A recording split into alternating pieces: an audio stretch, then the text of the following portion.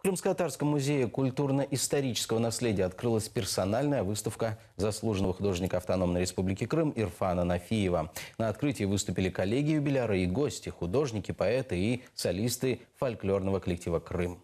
Работы Ирфана Нафиева хранятся в собраниях музеев и частных коллекциях Узбекистана, Украины, России и Турции. Здесь на этой выставке выставил не только работы последних лет, но здесь есть и ранние работы. Для сравнения, в каком направлении я работаю, что делаю, какие еще должны быть работы после этого этапа. Ту мудрость, которую вы нам передаете вот таким визуальным образом, я бы хотела, чтобы знали наши дети. Я хочу, чтобы к нам присоединились новые художники. Мы надеемся, что они прославят наш народ.